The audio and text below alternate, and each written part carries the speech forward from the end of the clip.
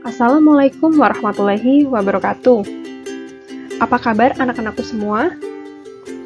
Pada hari ini kita akan melanjutkan pembelajaran yaitu tentang kesehatan organ pernapasan.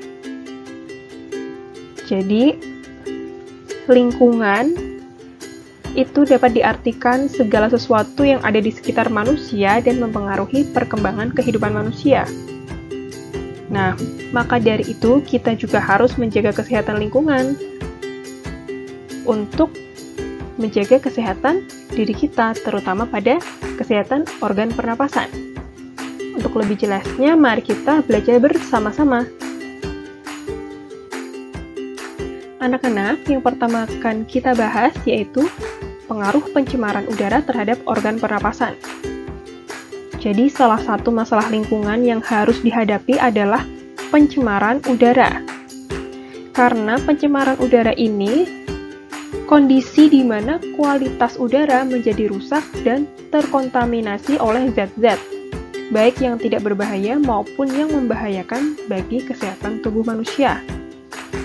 Pencemaran udara ini sering kita jumpai di lingkungan sekitar. Nah, salah satunya ini ada contoh pencemaran udara, yaitu adanya ini, pembakaran sampah yang secara berlebihan, maka asap yang ditimbulkan dari pembakaran ini yang menyebabkan pencemaran udara. Selanjutnya yang sering kita jumpai lagi yaitu, asap cerobong pabrik. Ini juga termasuk salah satu pencemaran udara. Kemudian ada lagi, saat kita berada di jalan raya yang penuh sekali dengan kendaraan. Kendaraan tersebut mengeluarkan asap yang menimbulkan polusi, serta dapat merusak kesehatan organ pernapasan manusia. Kemudian ada lagi, yaitu kebakaran hutan. Contoh-contoh inilah yang mengakibatkan pencemaran udara. Biasanya pencemaran ini sering terjadi di kota-kota besar, juga di daerah yang padat industri. Karena asapnya ini tadi menghasilkan gas yang mengandung zat. Jelas ya anak-anak? Baik anak-anakku semua, setelah mengetahui bentuk dari pencemaran udara yaitu berasal dari asap kebakaran, asap kendaraan bermotor, asap pabrik. Ini ada pengaruhnya terhadap saluran pernapasan. Ada apa sajakah itu? Ini dia. Yang pertama, pengaruh udara terhadap saluran pernapasan yaitu bisa mengakibatkan iritasi pada saluran pernapasan.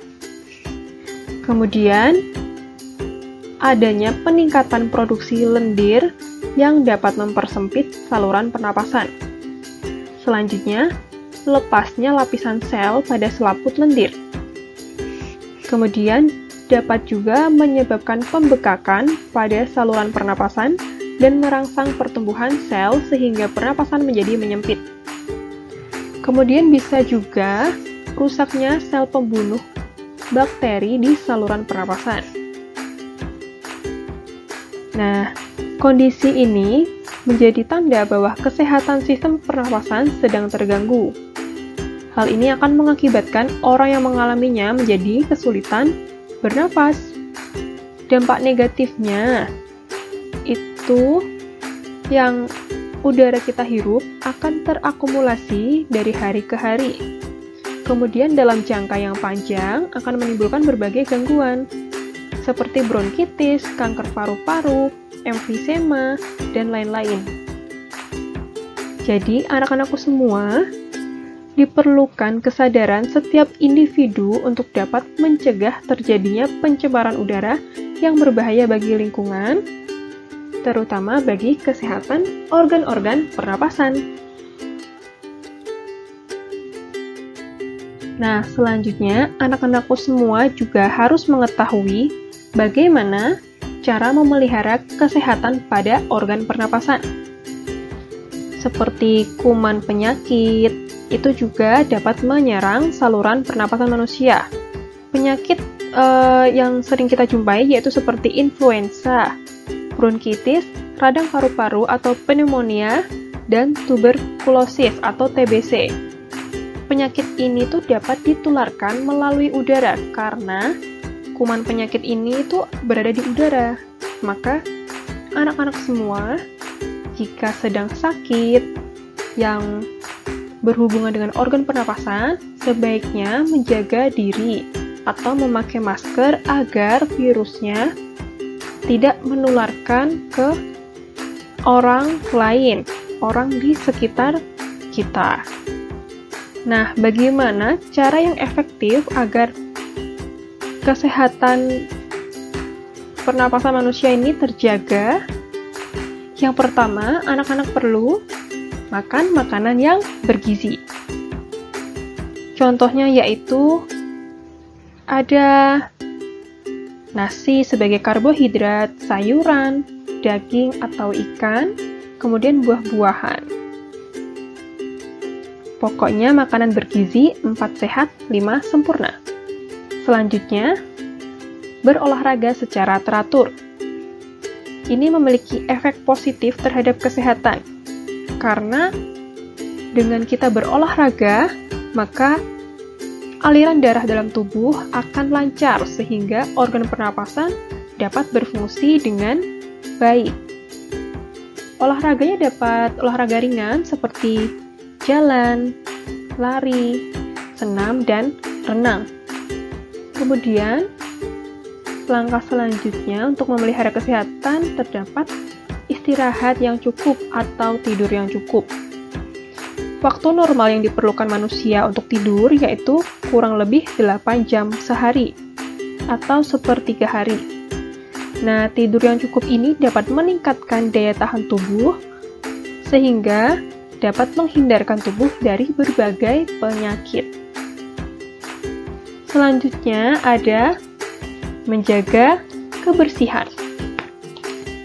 Pentingnya menjaga kesehatan itu seperti rumah, sekolah, tempat tidur, kamar.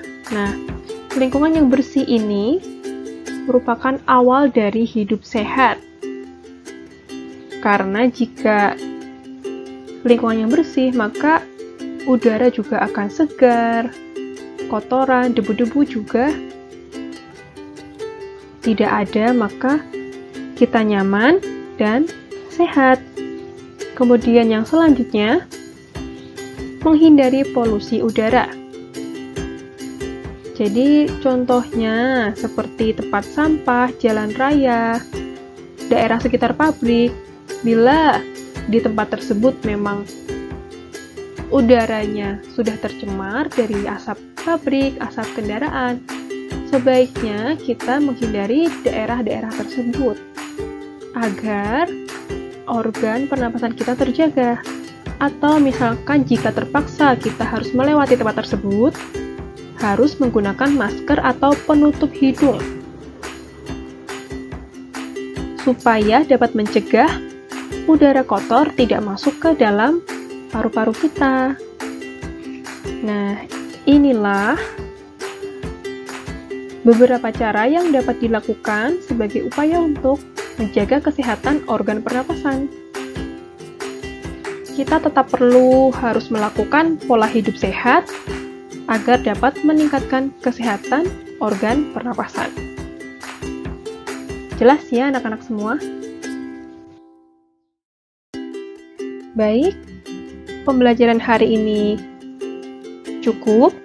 Semoga anak-anak semua bisa memahami dan jelas. Jika dirasa anak-anak memiliki pertanyaan, dapat bertanya saja ke ibu. Insya Allah, ibu akan menjawab semua pertanyaan anak-anak semua. Terima kasih, semangat belajar. Sampai jumpa di pertemuan selanjutnya. Wassalamualaikum warahmatullahi wabarakatuh.